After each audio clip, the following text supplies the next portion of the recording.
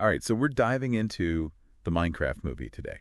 Yeah, we're talking about that movie that everyone and their dog seems to have an opinion on. Yeah, it's inescapable. It really is. And before we get to all the nitty-gritty details and the speculation and everything, let's just lay down like the foundation, the concrete stuff we know about the movie. Yeah, let's get some facts straight. Exactly. First things first, release date, because I know people are dying to put it on their calendars. April 4th, 2025. That's when this thing hits theaters. Okay, 2025, that's interesting. That's a little further out than I thought it would be, but you know what? That gives them plenty of time to get everything right, hopefully. Right, get all those pixels in a row. But speaking of getting things right, can we talk about the director for a second? Jared Hess, are you kidding me? Napoleon Dynamite, Nacho Libre, like, this guy is a comedic genius. I know, what a wild card, right. Talk about unexpected. What do you think his directorial style is gonna bring to like the whole Minecraft world? Well, I mean, you think about Napoleon Dynamite, right? And That deadpan humor, those awkward pauses, the characters are so quirky and lovable. It's like he celebrates the awkwardness. You really do. And I feel like there's a lot of potential there to blend that with the kind of pre-existing humor of the Minecraft world. Oh, absolutely. Go ahead. Especially with this cast. Okay, buckle up, because we're talking Jason Momoa, Jack Black, Emma Myers, Danielle Brooks, Jennifer Coolidge. And come on, the list goes on and on. Like Kate McKinnon, Jermaine Clement. Great, Jermaine Clements in this. This is news to me. Right. It's like they threw a dart at a board of amazing actors and said, you're all in. Seriously, like how did they even assemble this group? Right. It's got to be the snacks on set, I'm telling you. Yeah. But, okay, casting choices. Yeah. What jumps out at you? Because I got to say, Jack Black as Steve. Yeah, that's the one that's got everybody talking, right? Because you've got Jack Black, who's, let's be honest, he's known for his energy. Oh, yeah. He's like a bolt of lightning in human form. Exactly. And then you have Steve, who in the game is essentially a silent protagonist. Right. He's kind of like a blank slate, you know? You project your own personality onto him. Yeah, so can Jack Black, tone it down enough to capture that, or is he going to bring that signature Jack Black energy to the role? I don't know. It's going to be so interesting to see how that plays out. It's like, will Steve suddenly become this, like, rock and roll tree-punching maniac? Or is he going to stay true to the stoic, silent, but somehow still super expressive Steve that we know and love? Right, exactly. Okay, but let's not get too caught up in the casting whirlwind just yet, because we also got to talk about the actual story. What do we actually know about what's going to happen in this movie? Because, I mean, it's Minecraft, right? It's not like there's a pre-existing narrative that they're following necessarily. Yeah, it's not like they're adapting like, oh, the Lord of the Rings here. Exactly. This is a whole new world, and they're creating a story from scratch. So you spill the beans. What do we know? All right, so from what I've gathered, it sounds like we're going to be following 4 main characters who, for whatever reason, find themselves transported into the overworld. And of course, it wouldn't be a Minecraft movie without, encountering Stan at some point. Okay, so it's like they get sucked into the game? Yeah. Or is it more like the game world spills out into theirs? That's the big question, right? I mean, how do you even begin to explain the existence of Minecraft in a movie? Do you try to ground it in some kind of reality? Or do you just lean into the absurdity of it all? See, that's what I'm excited about. Yeah. Because it's Jared Hess. This is a man who's not afraid of a little or a lot of absurdity. Exactly. I think that's what's got people so intrigued. Is it going to be like a super meta commentary on video game culture?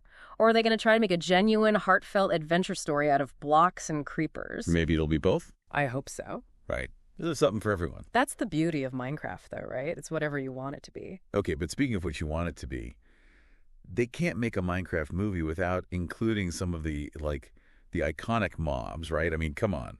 Zombies, skeletons, creepers, endermen, like the whole game's got to be there. Oh, absolutely. You can't have a Minecraft movie without the mogs, but that's a whole other challenge in itself, because you got to decide, which mobs do you include? How many is too many? Ooh. Yeah, because you don't want to overwhelm the casual moviegoers who maybe just know the basics, but you also don't want to disappoint the hardcore fans who are like, where's my silverfish? Exactly. You got to find that balance, right? You got to make it accessible, but you also got to make it feel authentic to the game. It's a tough line to walk. It really is. Like, how do you please everyone? It's a recipe for disaster. Right. But speaking of potential disasters, we got to talk about the elephant in the room. Or should I say the bee in the overworld? Oh, here we go. The bee. Yeah. I mean, the internet is buzzing, no pun intended, about this whole bee design controversy. What are your thoughts on all that? I can tell you my thoughts, but I think it's important to remember that, like, video game movies especially, they come with a certain set of expectations, right? Oh, absolutely. These are communities that are so passionate. I mean, they know these worlds inside and out, and they've got their own ideas about, how things should look, how the story should go. And, like, let's be real, those expectations, they can be, how do I put this? Easily crushed.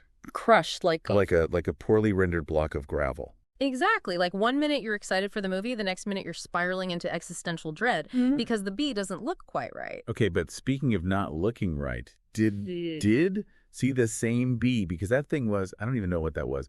It was like someone tried to explain a bee using only the most basic shapes possible, but then also tried to make it realistic, and it didn't work. It's a tough balance to strike, right? Because you want to stay true to that blocky, pixelated aesthetic that's so iconic to Minecraft. Exactly. It's Minecraft. It's supposed to be blocky. I mean, I get it. You want to make things look good on the big screen, but there's a line. It's like they were so afraid of making the ugly Sonic mistake again that they swung way too far in the other direction. And you know what? Sometimes a little ugly is okay. It's part of the charm. Remember that book series we both loved as kids? The one with the talking animals? Oh, yeah, with the horror. Yes, that one. And then they made it into a movie, and they tried to make the animals look too real, and it was just unsettling. It's like they forgot that sometimes less is more. Exactly. Sometimes a little imagination goes a long way. And that's what's so great about Minecraft, right? It's all about using your imagination. Okay, but back to the bee. Do you think this whole backlash is like a sign of things to come? Are we all just setting ourselves up for disappointment? It's hard to say. I mean, it's easy to get caught up in the negativity, especially online. Oh, tell me about it. But we also have to remember, we've only seen a tiny glimpse of this movie.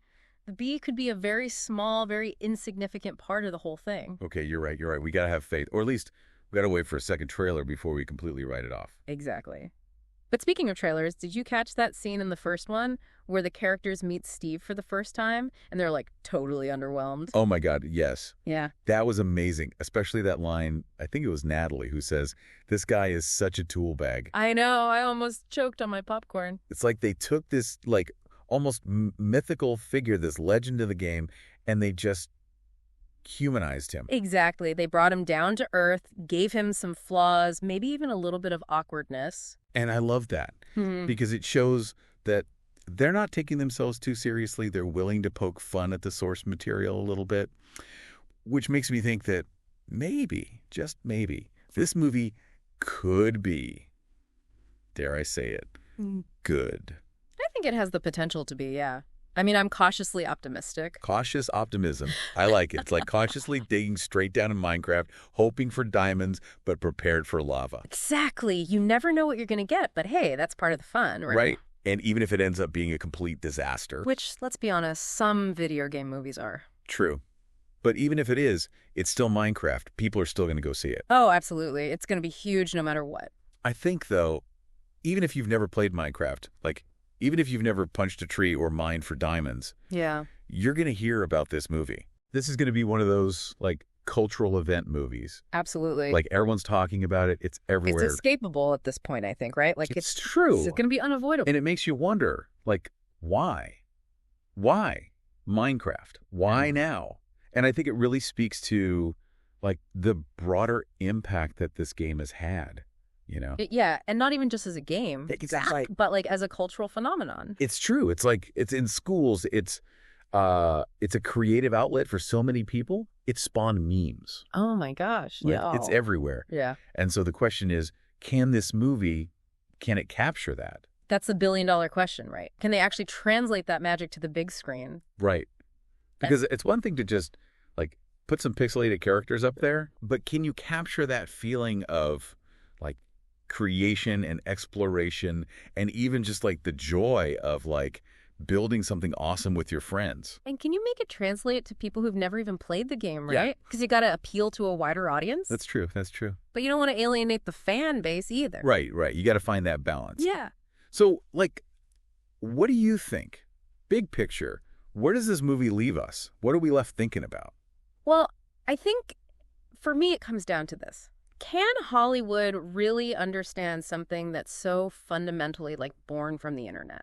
you know? That's interesting. Like, Minecraft is such a product of, like, digital culture and internet humor and this kind of, like, collaborative do-it-yourself spirit. Right. And that's not always something that translates easily to traditional media. Yeah, it's like they're trying to build a bridge between two worlds. Exactly. And it's like, will that bridge be like this majestic diamond-encrusted structure? Right. Or is it going to fall apart as soon as you step on it? Exactly. Is it going to be cobblestone or is it going to be like, solid gold? We don't know yet. Only time will tell. That's true. That's true. But I think the journey is going to be fun to watch. Oh, absolutely. And on that note, I think we've done our due diligence. We've explored the hype. We've dug into the details. We've even gotten a little anxious about the bee. Just a little. But we're excited to see what happens. April 4th, 2025. Mark your calendars, folks. And until then, keep crafting, keep exploring, and most importantly, keep those theories coming. We're back next time with another deep dive. But until then, stay curious.